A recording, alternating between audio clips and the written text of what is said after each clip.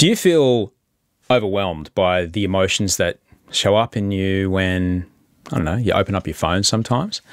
Do you worry about your behaviour, about your choices, or the way that you feel about the world?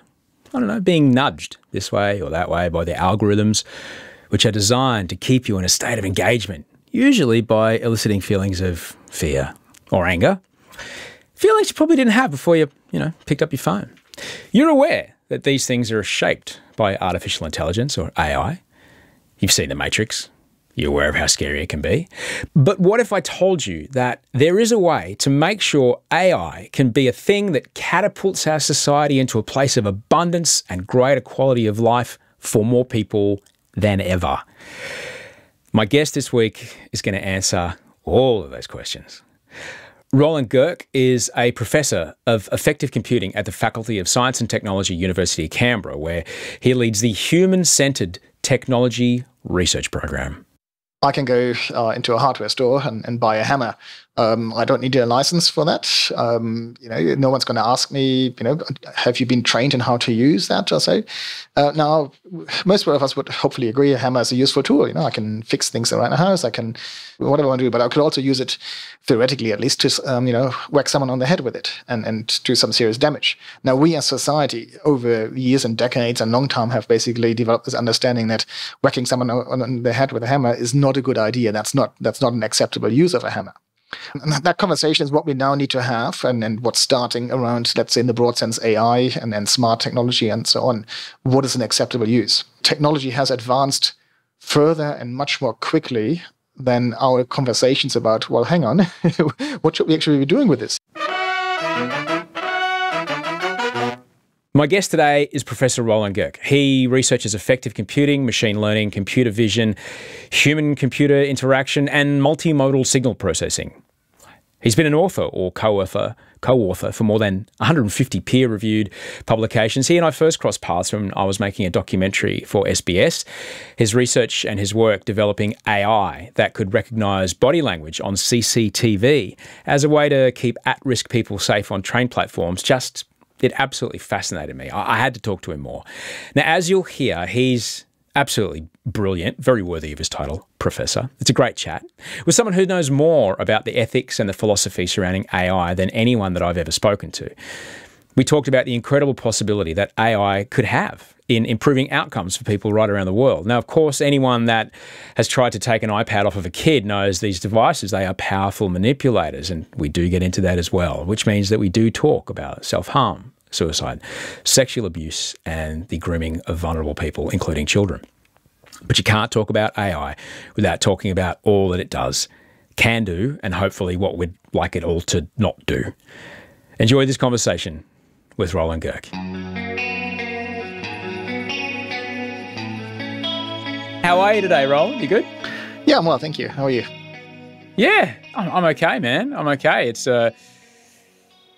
February 2022, and the time continues to move forward. At least our perception of it does.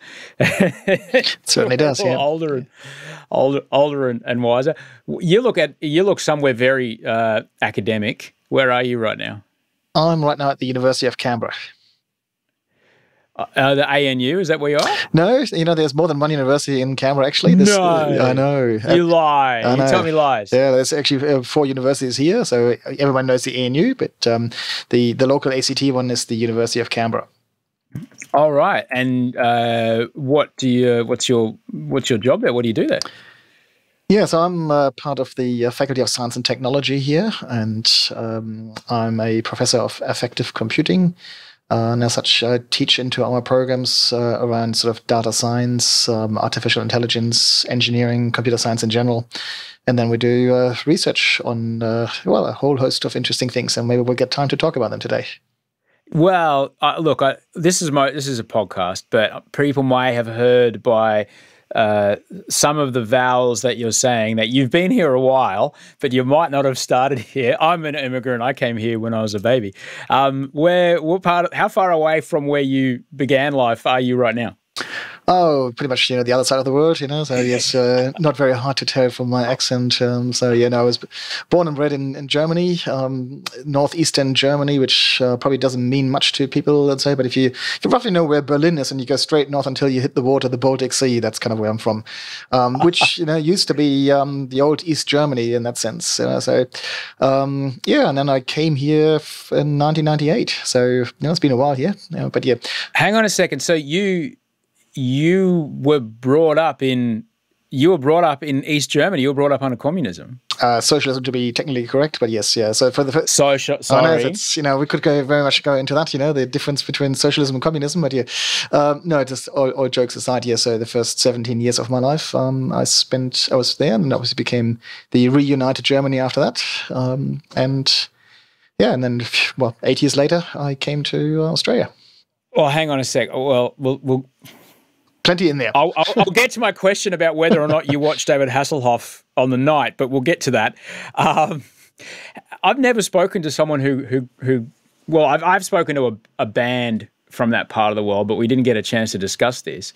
But I'm fascinated to know, how old were you before you realised that what was happening in your street, in your neighbourhood, in your suburb was different to how the rest of a lot of the world worked? Oh, fairly young in that sense, So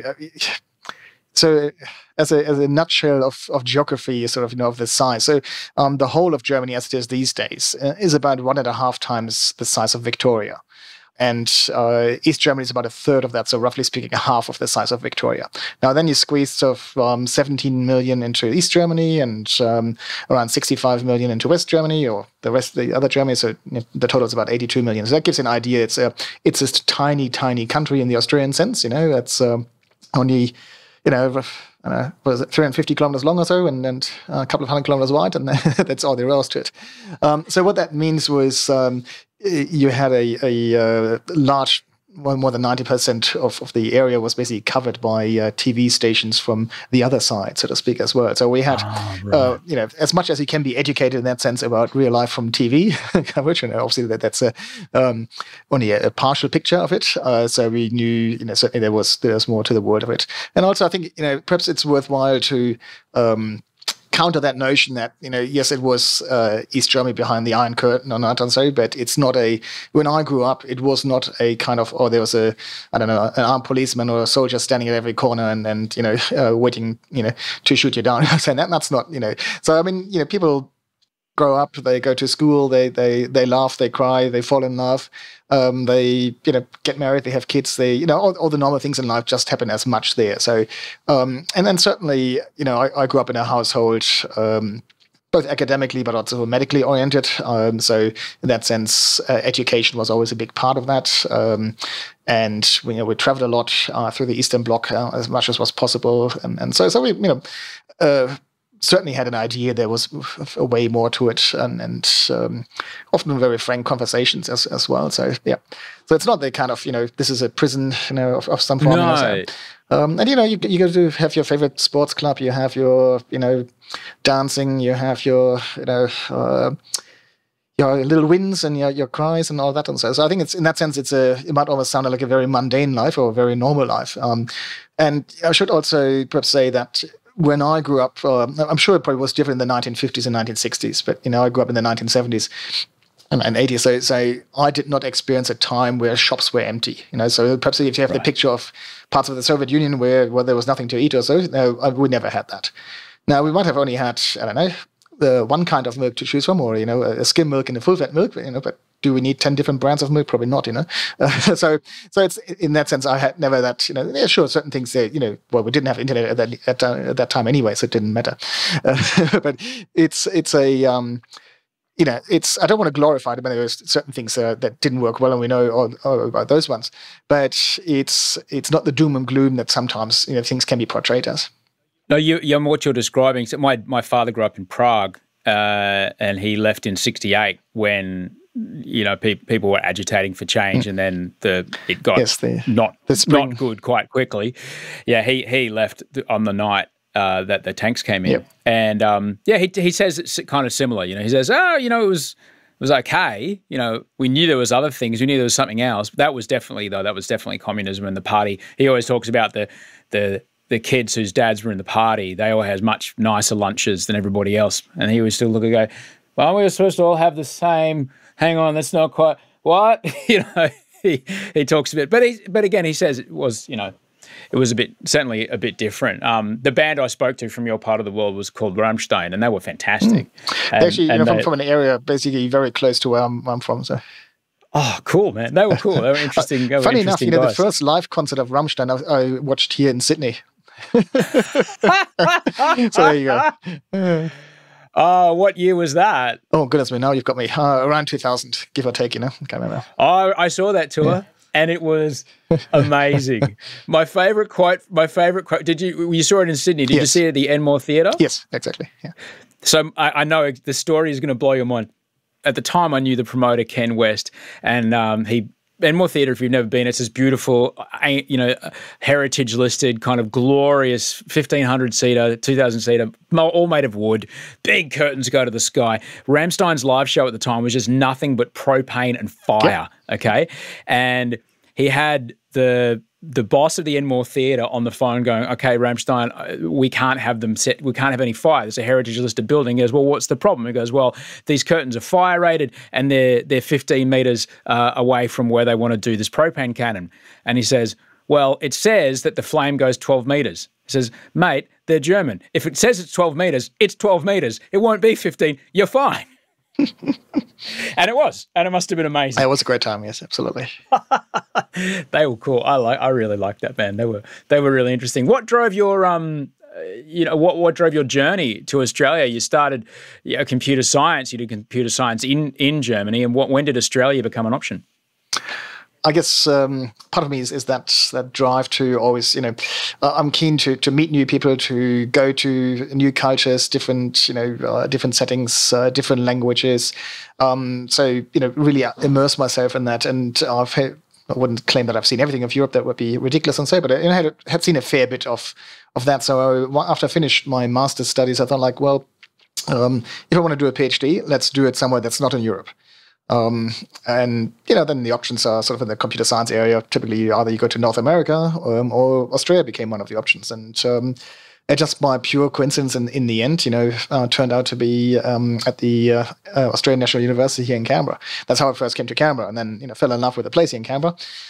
So that's that. But yeah, as a bit of further background, so as I already mentioned, so my family in the broader sense, they're all either very much in the STEM side in the broad sense, or they're in medical area. So they are some are doctors, some are pathologists, but then we've got chemists and physicists. We have engineers from aerospace or aeronautical engineers to automotive engineers. So I guess in that sense that there was always a chance that I would end up in something like a STEM direction. There was no push on that. And so when I was after I finished year 12 of school, actually, I sort of wondered, go to the university, but what do you want to do? And at that time, we still had the national service and compulsory national service in Germany. So you either went to the armed forces or you could do 15 months in a hospital, for example. And I did that. And so, because I wanted to understand, is going into medicine something you want to do? Or is it more the technical side that you want to do? Now, by ending up in the technical side, you might guess I didn't like the medical side. That's not quite right. What I didn't like was actually, I felt there was a lot of learning, really kind of learning by heart and memorizing. And I'm not particularly good in that. I'm much more into the creative side. And sort of computer science is actually an incredibly creative process for me. And it's really, software development or understanding problems and working things out. And so, so that's how I ended that. However, I've always had this love affair in that sense. Well, can we combine those two? So when I actually did my master's studies was within an industry setting at Philips, the big Philips company that makes TVs and radios, but they also are very big in the medical imaging world for X-ray machines, for CT scanners, for MRI scanners. So I actually did my master's work on basically the next generation, so to speak, of CT scanners, MRI scanners, which really fascinated me. So, and that kind of always stuck with me. So how did I end up in Australia then? Yes, as I said, I wanted to, go further afield. Was looking for potential universities to go to, funding. You can't live on nothing. You got to have some kind of scholarship or have a job or something. And it sort of worked out that this sort of area combining the audio processing, so what we hear as sounds, and in particular speech, combine that with the lip reading. So my PhD actually then became, can we teach computers how to lip read to improve the quality of the speech recognition? Now, these days, we've got Siri and similar things that work extremely well. Now, Cars Mine back 25 years ago, that wasn't. We had some, those of our listeners here who've been around for a while might remember IBM Via Voice or the Dragon Natural Speaking and all those things. Then they worked. I wasted money on that software. And look, if you were in a quiet place and it wasn't too bad, but it wasn't perfect. It certainly wasn't nowhere near what we have these days. So there was an interesting point then. Also, like, let's say we want to use that in a car. So at that time, the cars were typically not particularly quiet either, or an environment that are noisy. What do we do as humans? We actually turn to read the lips, even if we think we can't explicitly lip read. And I wouldn't claim that I'm a lip reader. We all have some ability to do that because we learn what sounds are related to what lip movements and how can we combine that information. So that's that became my PhD topic then at the ANU. Yeah, so then when I finished that, I actually went back to Germany for a couple of years and worked at what's the Fraunhofer Institute there, which is kind of a bit like CSIRO here in Australia.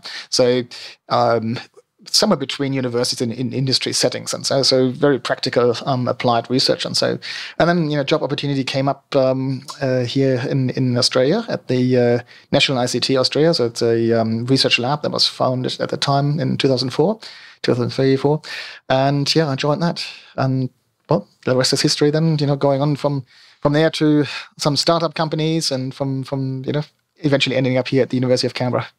So clearly you're qualified. And it sounds like you've always been driven by fascination, driven by curiosity, and driven by how can you use this technology that can think and process things faster than humans can to improve the lives of humans, whether it be by detecting bone density in someone or helping someone understand something they otherwise couldn't understand, which is different to how can I hack someone's behavior to keep them playing this particular iOS app for as long as possibly possible.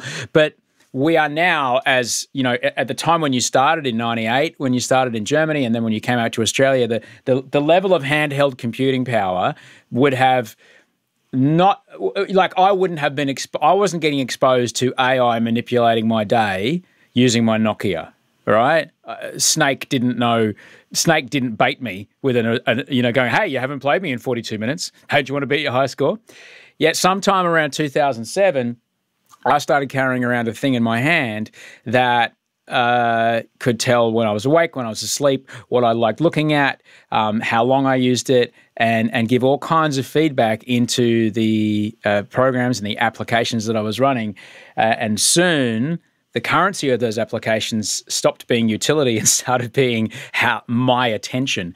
And, this is almost like I want to say sinister use of the kind of work that, the kind of avenues that you've been, quite, heavily researching. But it's something that everybody listening to this is listening usually on a smartphone. They're exposed to this every day. We've had these phones in our hands now for 15 years.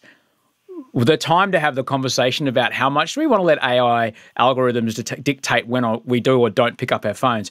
Was that conversation the one we should have had when we were still on landlines, Roland? It probably would have been useful if we could have had it, But then, can you? That requires a bit of a crystal ball gazing exercise then to know what's going to come, So, look, I think it's this fascinating time that we are in, where perhaps development of technology outpaces our sort of ethical thinking around it. And that's not the first time in human history that has happened, but it's, I think we're only starting these conversations. What is actually acceptable use of AI? I mean, AI, just like any other technology, almost any technology, is neither good or bad per se. It's what we as humans do with it, So, when you took the example of, your phone or Facebook or any of those ones, intruding to some extent and basically reminding you to, clickbait you or to watch more or, hey, get a free level if you watch this ad or so. So, I mean, these are all, obviously driven from a money-making point of view. But at the same time, there's plenty of good uses out there as well of technology. So it's ultimately what we decide to do. And maybe I often use this example that, I can go into a hardware store and buy a hammer. I don't need a license for that. No one's going to ask me, have you been trained in how to use that or so. Now, most of us would hopefully agree a hammer is a useful tool. I can fix things around the house. I can put a nail up and if I have a painting or photo that I want to put up or whatever I want to do. But I could also use it, theoretically at least, to whack someone on the head with it and do some serious damage. Now, we as society, over years and decades and long time, have basically developed this understanding that whacking someone on the head with a hammer is not a good idea. That's not an acceptable use of a hammer.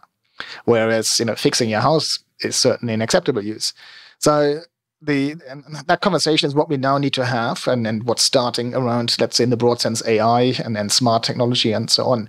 What is an acceptable use? So if it is to save someone life, to detect, I don't know, a heart attack sooner, or to help in aged care or older residents or so, lots of interesting uses for that. And I think most of us would agree, yeah, that's definitely good.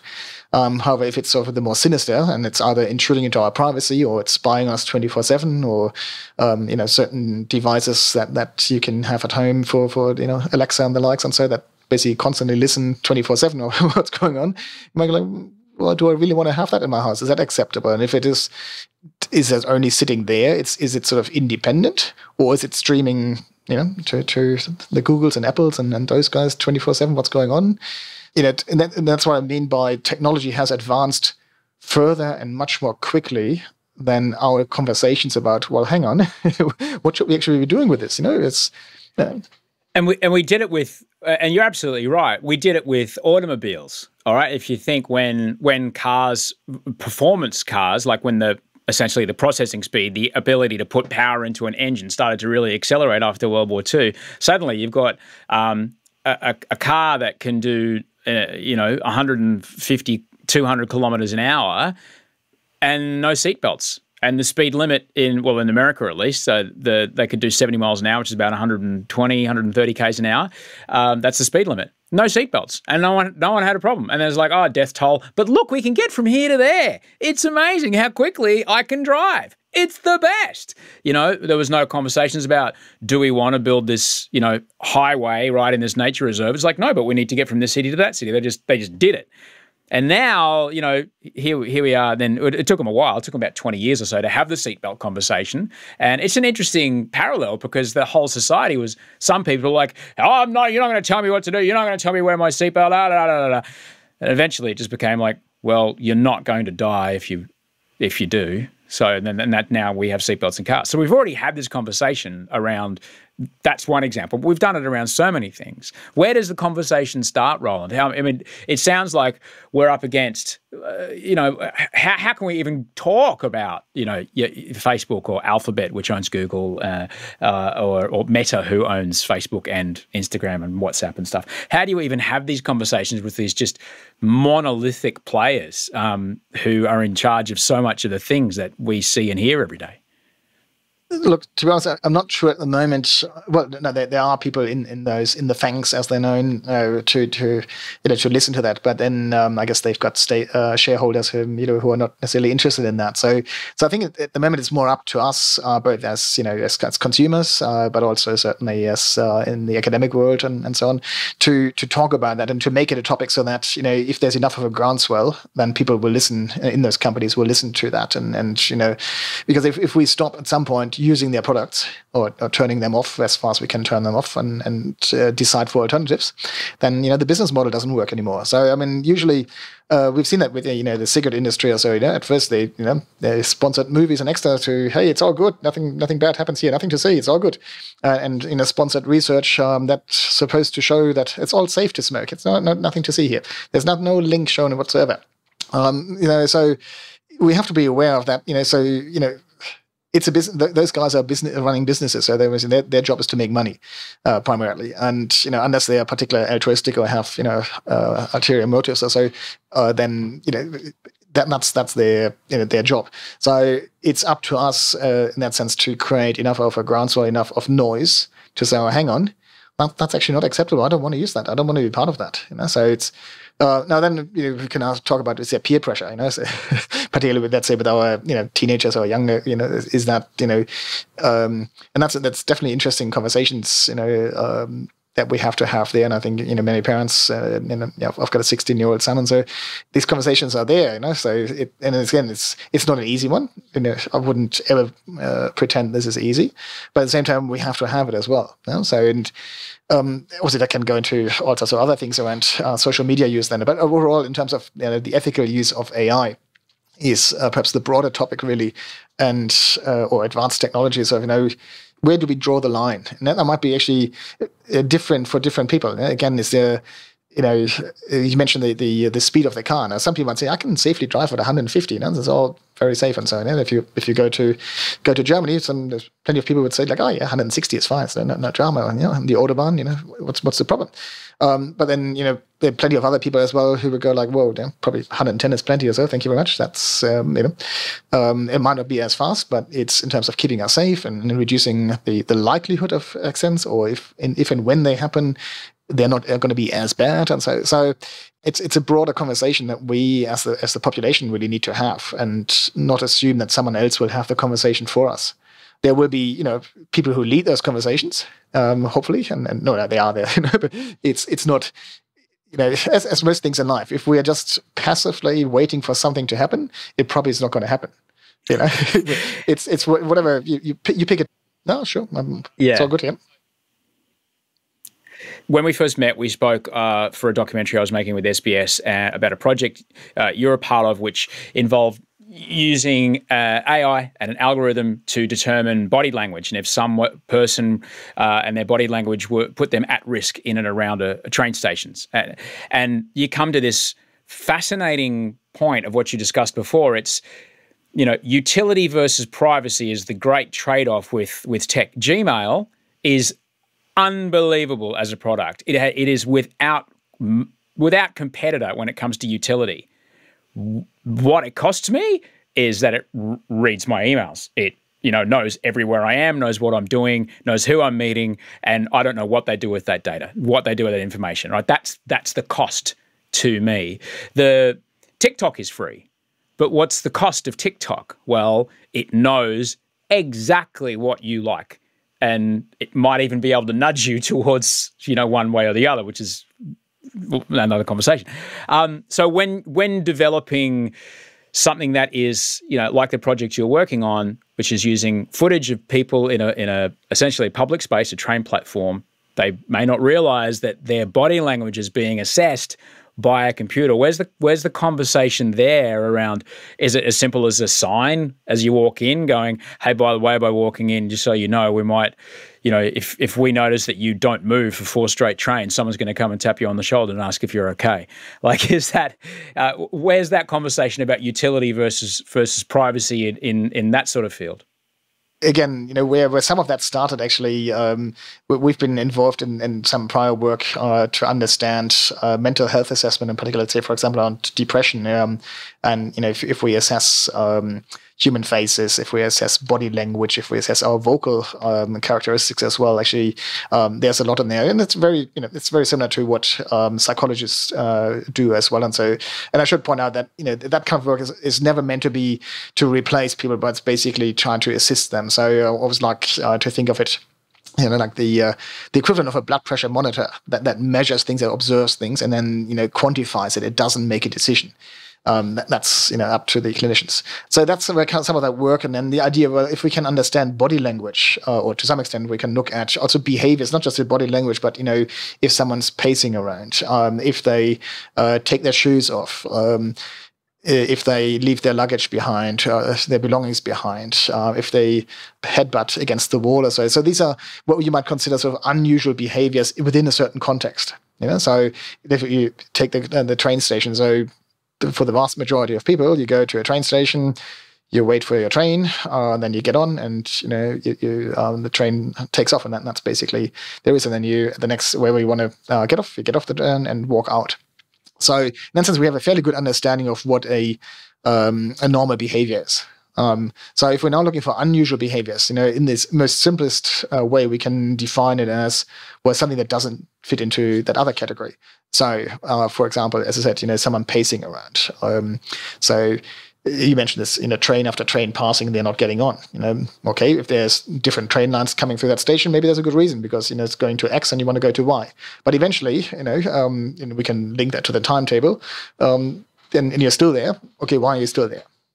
Why are you either close to the edge? Why are you sitting in a particular spot? Why you keep checking on the trains? And so all of these behaviors basically sort of would allow us to some extent, again, nothing's 100%, but would sort of say, oh, okay, something's not normal here, something's different, So, and then as you mentioned, it's a question: how do we interact with that? How do we alert the public? I mean, these days, station masters are a time of the past. Yes, there's there's loudspeakers and there's CCTV cameras and so yes, and that's it. But then if we take the Sydney train network, I think it's something around 13,000 cameras in there. So it's not humanly possible to watch all cameras for all actions in there.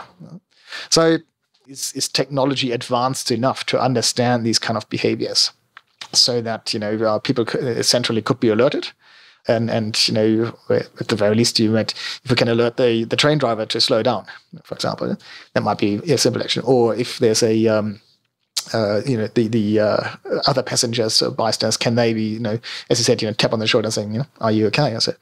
So ultimately, we sort of weigh up what is the cost-benefit ratio, if I put it this way. So the benefit of if we're saving lives, and I hope that most of our listeners here would agree that that's generally a worthy exercise versus the cost. Now, sure, yes. So there's a cost in terms of the technology, but there's also a cost in terms of disruption to the network. For example, if an incident happens, and that's the cost to the operator. So let's say Sydney Trains can't run the trains for a few hours because the police need to come and investigate and so. But then there's also the human cost of a train driver. So that from a post-traumatic stress disorder, for example, maybe you're not coming back at all. What about the bystanders? Who might have witnessed that as well. What about even just simple things? If, let's say, because the trains weren't running, we had to jump onto the buses, we arrived at work late for an hour. Now, might not sound much to us, or say, but if you have, 1 million people arriving late for an hour, there's a cost to that as well. So there's all these factors in there. So we're, then in that particular context, or so, the Sydney Trains or so, and New South Wales Transport would have to weigh up, okay, so is the potential intrusion into the privacy of people, watching behaviors within the context of the train station, is that okay? Is that worthy in terms of if we're saving lives? That's it.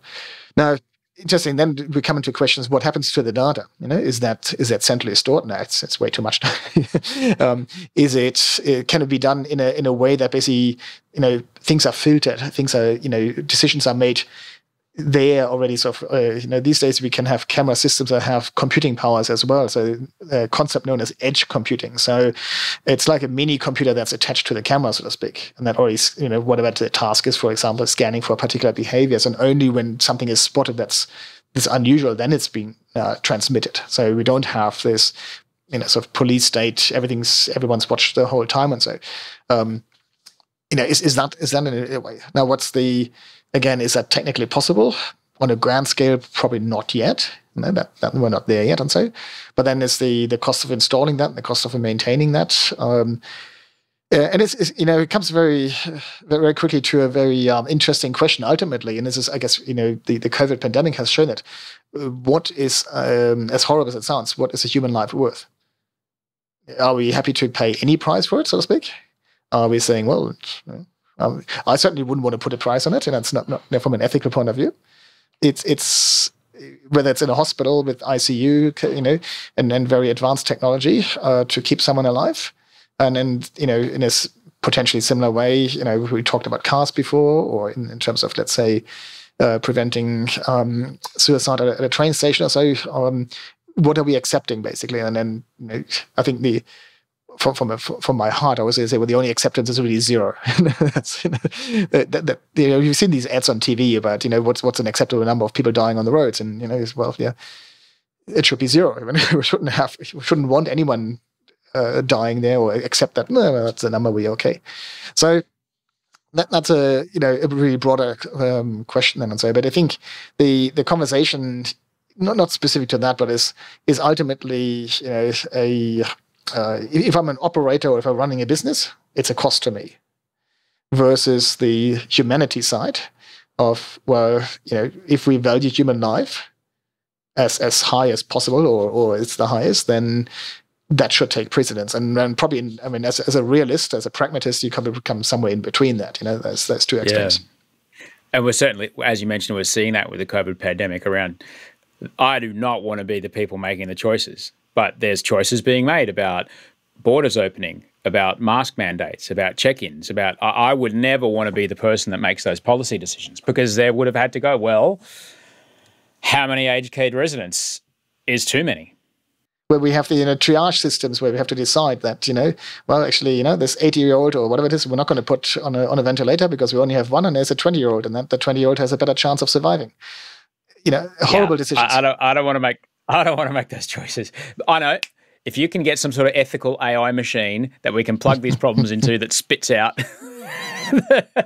that's the key. Because I think that's the part for me. Sometimes the conversation around climate change is often framed as cataclysm, doom, it's all over, give up.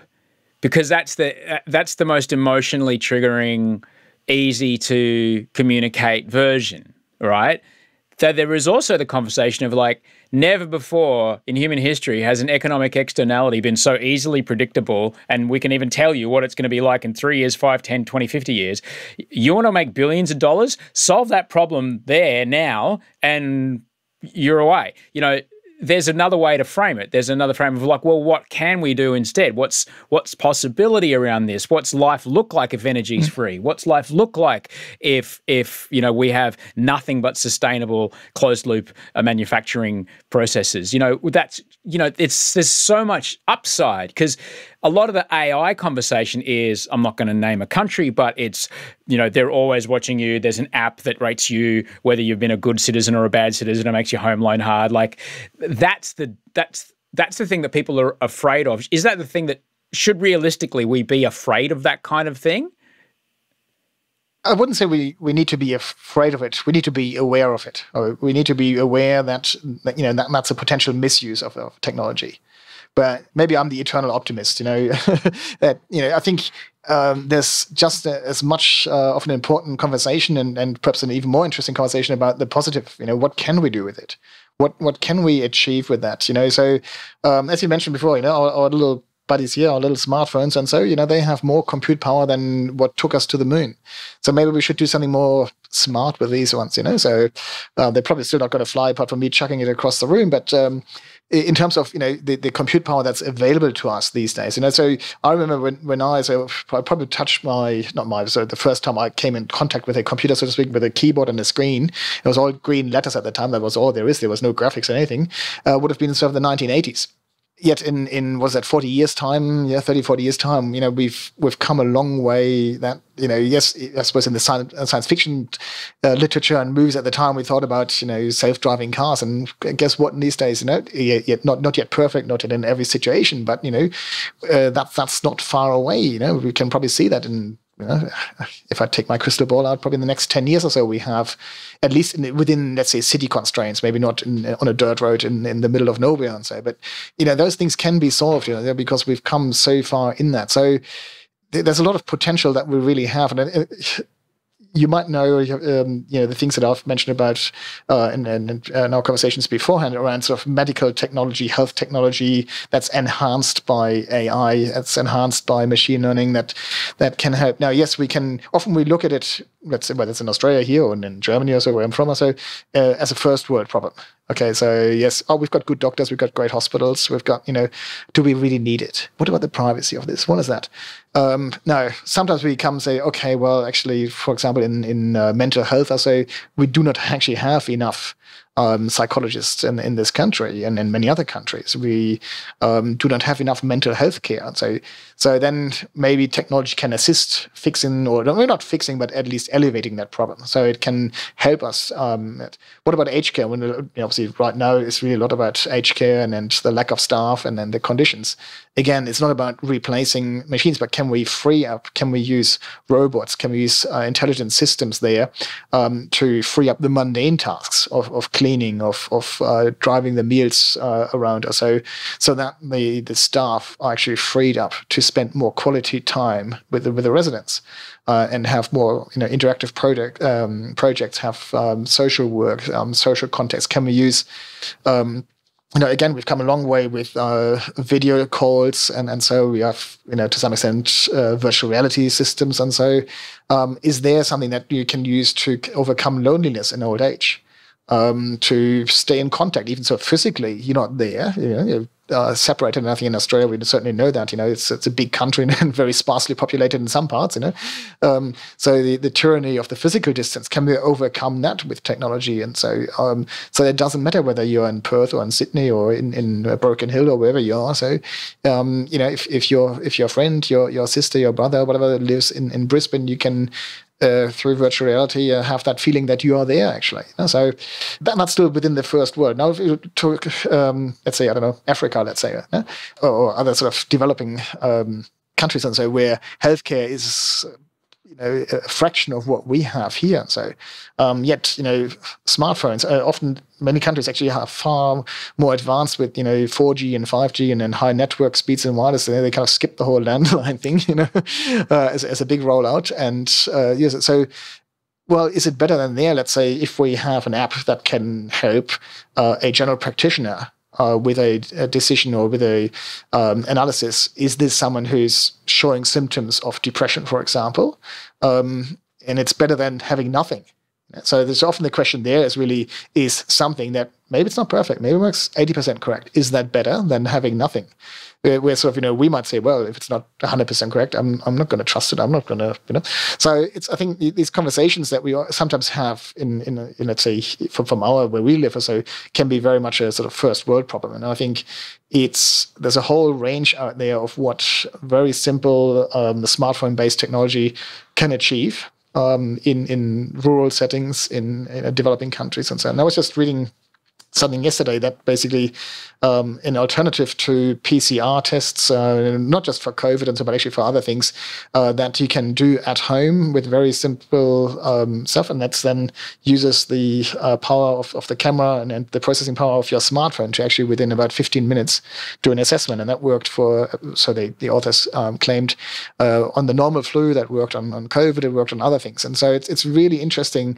The checks that you might have, if you've gone to had a skin check for any sort of molds or so, most of the times nowadays, at least in my experience, the doctors ask you, take a photo of it. There's actually apps there that you can use that can basically track, what did the mole look like last time, or 6 months ago or so, and you can actually see, does it grow? Has it changed its size? Has it changed? And so, and again, it's not to make a diagnosis, but to look, you probably really should see someone. This is so. I think there's a lot of positivity that we can find in there. And yes, we do need to be aware, and we need to have these conversations about what's not acceptable.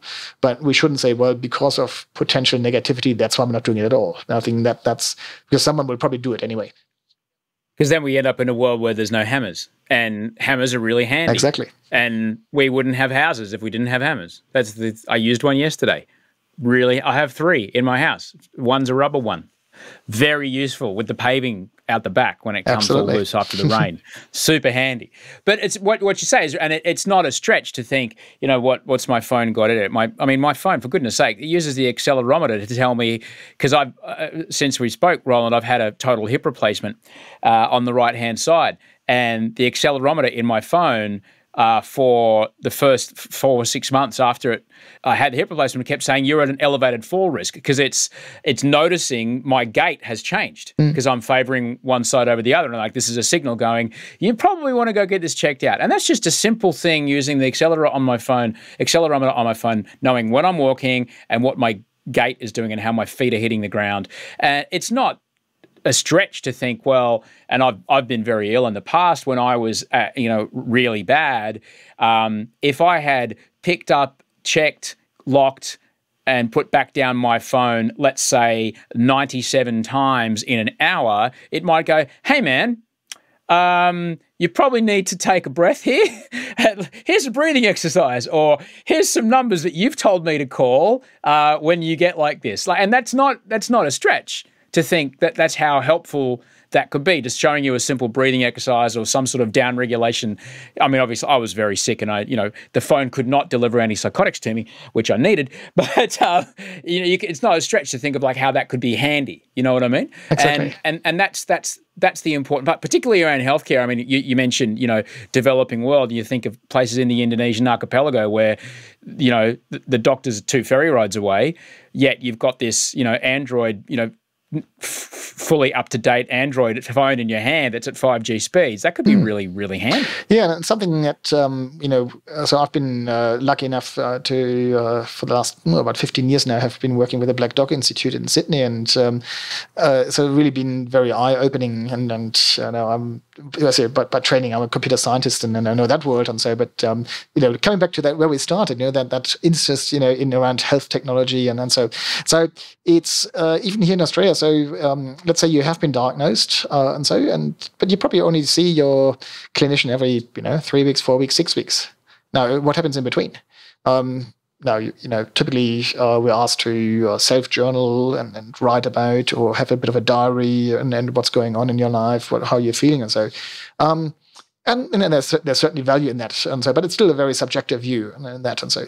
Now, what if, let's say we have our smartphone that's I don't know, let's say once a day or so, gives us a little task or something to watch, and while it's doing that, it's analyzing our facial expressions, analyzing how we're sounding, and so not 24/7. We'll talk about 1 minute or so, something that measures spontaneous. So it's a different task every day, different things, because we found if we have that sort of spontaneous information, we probably only need about 10, 20 seconds of that sort of quality data. But if you have that every day now, imagine how useful that is to the doctors, to the clinicians, to the psychologists, to really see, well, is therapy working? Whatever therapy it might be. So do we need to change something? What's going on there? So rather than this, okay, I'll see you in 4 weeks, and then we'll have a chat or so. And it potentially can also alert if we see a drastic change, because whatever might have happened. And so then is that where potentially help can be called, or someone coming in to check on you. And so I think there's a lot of potential in there, even for us here. In my view, that's not a creepy one. That's not a spying on you 24/7, listening into every conversation you have, but it's a deliberate one. That's, when I go to physiotherapy, and they guess what? They sent me a little app with a little program and saying, here, do this, and then I click which exercises I do every day, and and so they have a view on what's been happening. So it's that sort of thing. That I believe we can really make a difference in people's lives in here. So it's fascinating.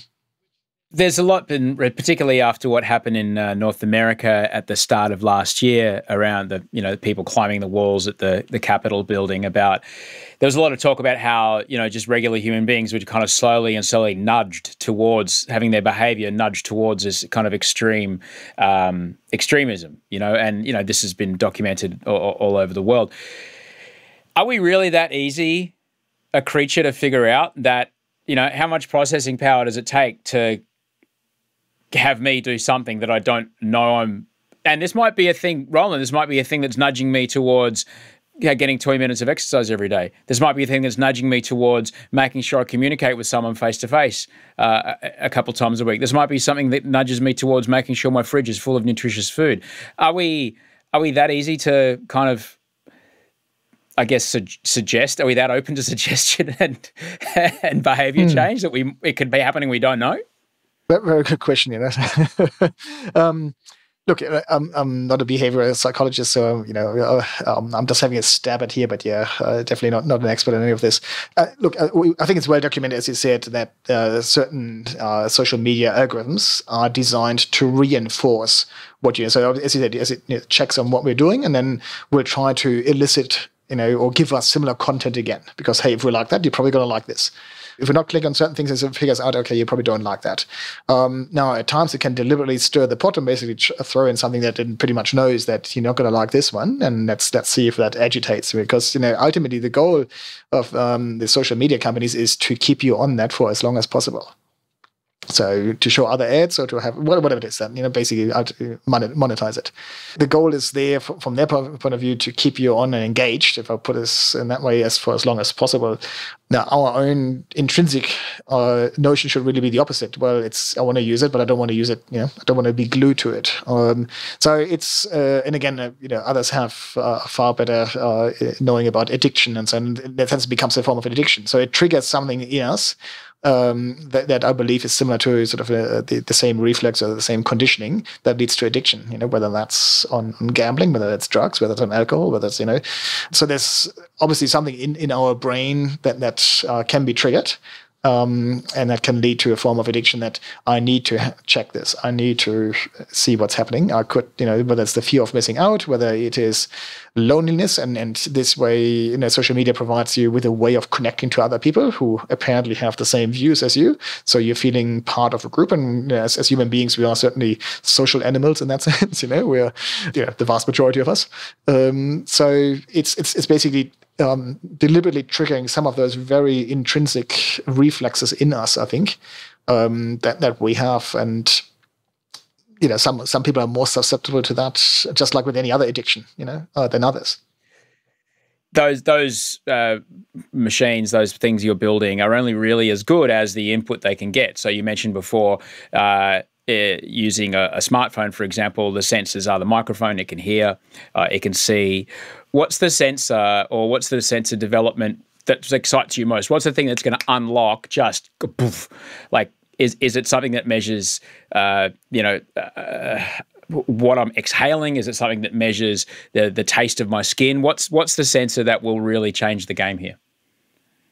Oh, God. No, I'm actually probably almost going to answer that. I don't think it's going to be a single sensor. I don't think there will be a single thing, So if we think of us as human beings, with our different senses, and while we're not always using all of them simultaneously, certainly in terms of understanding our environment, in terms of understanding other people, sometimes it's smell, sometimes it's looking at things, sometimes it's listening, sometimes it's touching, sometimes it's a combination of those ones. So I think there's really two parts in that then. One, different horses for courses, as they say. So some sensors or some combinations of sensors will be more useful for certain things. The other aspect is combination. So what we in academic terms call the multimodal information. So when we started, I talked about the lip reading part of my PhD to make speech recognition better. So we could just do the audio, and that gave us a certain level. Now, if we add the video to it and we're doing it right, hey, we can make it accurate by, improve accuracy by over 30%.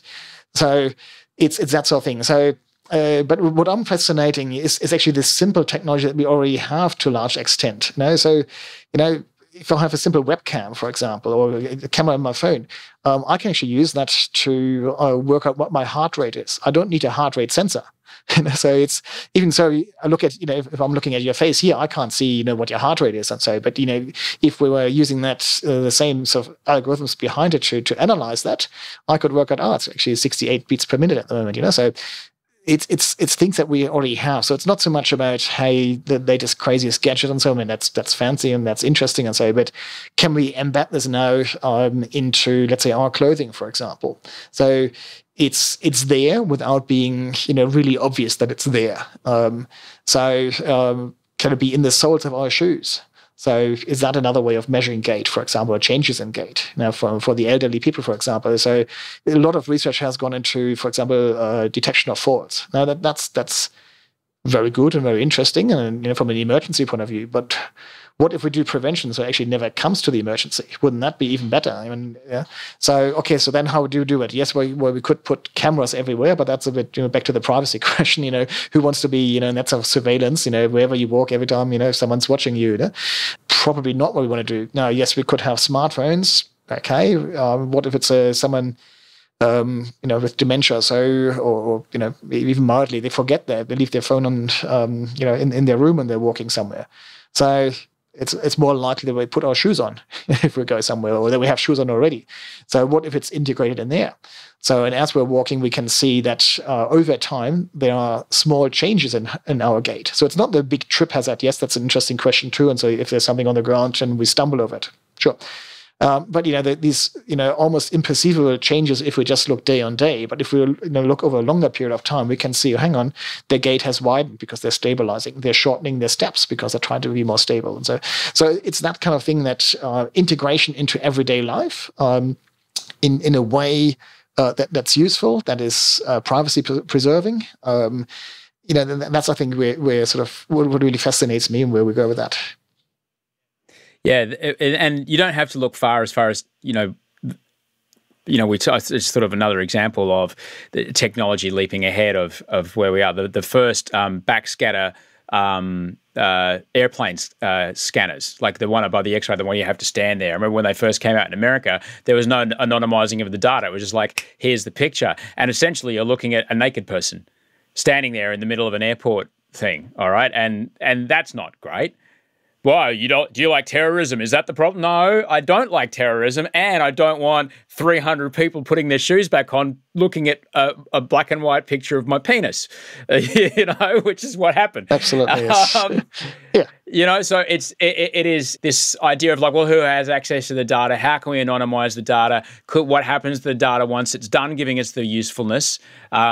If that data could be more useful on a grander scale, can you anonymize that once it's gone, once it's stopped being useful to me in this minute, in this hour, in this day? And that's all part of the questions that we need to ask going forward. When you said your son's 16, so a digital native, I have our eldest, her learning of how to be a social person involves a smartphone.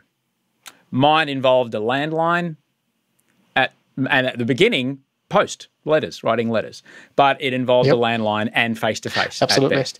And I see how that extension of her immediate circle of friends changes the way they interact with each other and interact with the world. When you look at your kids, when you look at their cohort, what are you excited for, say, for them around AI goes in the next, say, 10 years or so, and what are you worried about? Let's start with the worry first. So the worry is the dark side of social media, the dark side of internet overall. The sort of and I think we hear plenty of stories, unfortunately, about that. And sometimes we wonder, is it just that we hear more stories these days about young kids being groomed for other purposes, or has it always happened and now it's just more out there and we hear more about it now? So is technology an enabler, or is it just that we actually hear more about it? Perhaps it's a bit of both. So there's that side to it, and there's I think the question that in my mind is still unanswered. So if our kids growing up with that, and it's a different way of growing up than what we had. Now our first reaction might be, oh, it must be bad. And if it's different to what we had, it must be bad.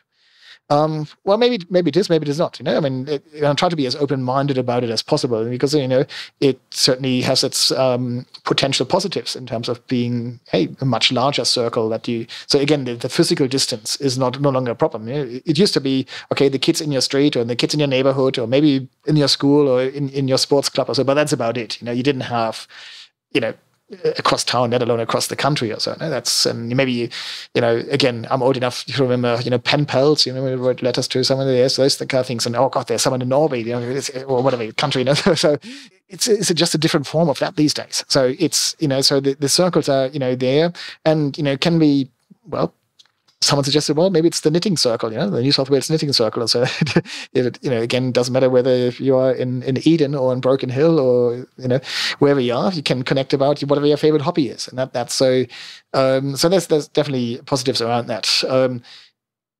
I think we sometimes forget that even so our kids grow up with it, so they know which button to press and how to do it quickly. And so it doesn't necessarily mean that they have the understanding of the consequences. And that, I guess that's where we as parents have to really come in, or parents and school and overall education. And so is around when and where do we bring the ethical questions in? So bullying someone over the phone is just as unacceptable as bullying someone in the schoolyard or anywhere. And that's, so just because it's a different tool that looks like it's more anonymous or so, or trolling on social media, and so doesn't mean it's acceptable. So again, we come back to what's acceptable, what's not acceptable use of technology, and so it's so those are the kind of worries and dangers, and so that we have.